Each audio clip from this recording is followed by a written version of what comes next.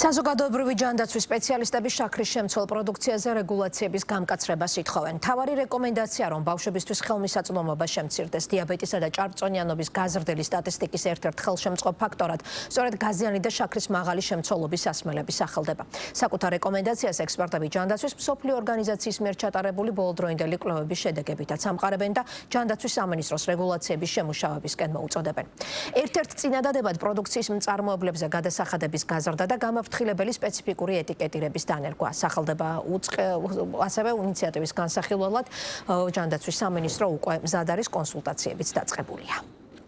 ყოლია პაციენტები, რომელთაც სამწუხაროდ წლის ასაკიდანაც კი აძლევენ ამ ტკბილ სასმელებს. მშობლების სურვილი მცირეწლოვანი შვილები ტკბილი გაზიანი სასხმით გაანებივრონ ბავშვს შესაძლოა ჯანმრთელობის სერიოზულ პრობლემად დაუჯდეს არა მხოლოდ მოზარდობის, არამედ ზრდასრულობის ასაკშიც. სწორედ ამიტომ განვითარებულ ქვეყნებში თამბაქოს და მარილის გარდა შაქრის მაღალი შემცველობის სასმელების ჭარბმოხმარებასაც აქტიურად ებრძვიან. ბრძოლის მეთოდის სხვადასხვა საინფორმაციო კამპანიებითა და სასკოლო პროგრამებით დაწყებული პროდუქციის დაბექვრით დამთავრებული. საქართველოში საგადასახადო ცვლილებები ჯერ არ განიხილება, ამიტომ სპეციალისტები მთავარ აქცენტს მშობლებისა და თავად ბავშვების ცნობიერების ამაღლებაზე აკეთებენ. ექიმები იმ კონკრეტულ საფრთხეებს ჩამოთვლიან, რომლებიც შაქრის მაღალი შემცველობის სასმელებსა და ზოგადად ასეთი პროდუქციის მოხმარებას ახლავს. ტკბილი სასმელები შეიცავენ საღებავებს, კონსერვანტებს, სხვადასხვა ნივთიერებებს. ტკბილი გაზიანი სასმელების მიღების შემდეგ ბავშვებში პირველ რიგში რაც გამოიხატება და რის გამოც მოგმართავენ ხოლმე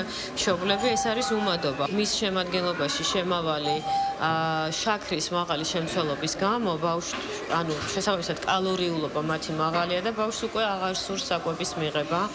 ასევე მას შემავალი კონსერვანტები, მათ შორის კოფეინიც იწვევს ხოლმე დამოკიდებულების ზრდას ამ სასმელების მიმართ და შემდგომში ბავშვებს უკვე უჩნდებათ სურვილი, რომ უფრო მეტი და უფრო ხშირად მიიღონ ეს სასმელი. 2025 წლის კვლევით მსოფლიოს 184 ქვეყანაში მეორე ტიპის დიაბეტისა და გულის დაავადებათა მილიონობით ახალი შემთხვევა სწორედ შაქრიან სასმელებთან არის დაკავშირებული. როგორ უნდა შემცირდეს ასეთი პროდუქციის მოხმარება, საკუთარი და სხვა ქვეყნების გამოცდილებას საქართველოს საერთაშორისო სპეციალისტები უზიარებენ. მათი თქმით, სასმელი, რომელიც სხვადასხვა მავნე მინარევს შეიცავს, იწვევს გულ სისხლს და დაავადებებს, დიაბეტს, ჭარბწონასა და სხვა პრობლემებს. მისი მოხმარების შესამცირებლად კი ქვეყნები მიმართავენ ჯანსაღი საკვების წარმოების წახალისებას, შესაბამის ეტიკეტირებას და დაბეგვრის პოლიტიკასაც კი.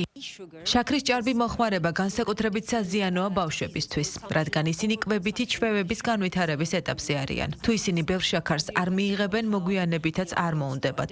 ხოლო თუ ბავშვები იღებენ ბევრ შაქარს, სვამენ ბევრ შაქრიან სასმელებს, მათ გარკვეულწილად უვითარდება დამოკიდებულება ამგვარ სასმელზე. ამიტომ ბევრად უკეთესია ადრეულ ასაკში ამგვარი პროდუქტების ჭარბად მიღების პრევენცია. ადგილობრივი და საერთაშორისო სპეციალისტების რეკომენდაცია, რომ საქართველოში ტკბილ გაზიან სასმელებზე გადასახადი ამოქმედდეს. ასეთი პროდუქტის დაბეგვრის შემთხვევაში ექსპერტები ფიქრობენ, რომ მასზე ხელმისაწვდომობა შემცირდება. ეხლა უკვე დროა, იგივე ევროასოცირების ხელშეკრულებიდან გამომდინარე, ბევრ ევროპულ ქვეყანაში უკვე შემოღებულია შესაბამისი გადასახადები და შაქრიანობის შემცველობის მიხედვით იბეგრება სასმელები, რომელიც უზრუნველყოფს იმას, რომ ნაკლებად ხელმისაწვდომი იყოს მაგალითად მაღალი შაქრის შემცველი პროდუქტები მომხმარებლებისთვის. ევროკავშირში ბევრმა ქვეყანამ დააწესა ეს გადასახადი, რადგან ის კარგია საზოგადოებრივი ჯანმრთელობისთვის. ის ამცირებს შაქრის მოხმარებას მოსახლეობაში, განსაკუთრებით ახალგაზრდებში. ხოლო შაქრის მოხმარების შემცირება, როგორც ჩვენი კვლევებიდან ვხედავთ,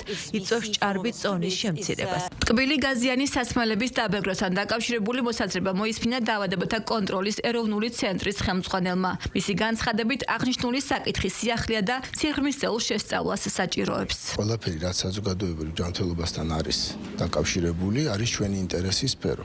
უბრალოდ მოგეხსენებათ, რომ არის განსაკუთრებით აქტუალური და მნიშვნელოვანი საკითხები, არის გრძელვადიანი საკითხები, ამიტომ, როდესაც შევისწავლით და რაღაც მოსაზრებებს ჩამოვყალიბებთ ამასთან დაკავშირებით, მერე გვექნება პოლიტიკა უკვე შესამუშავებელი. შაქრით დამტკბარ სასმელებში შედის ლიმონადები, ენერგეტიკულები, ხილის გამაგრილებელი სასმელები და ასე შემდეგ. ექიმები მოუწოდებენ მშობლებს საკუთარი შვილების ჯანმრთელობაზე იზრუნონ და მხოლოდ სასარგებლო მინარევებით გაჯერებული სასმელი შეიძინონ.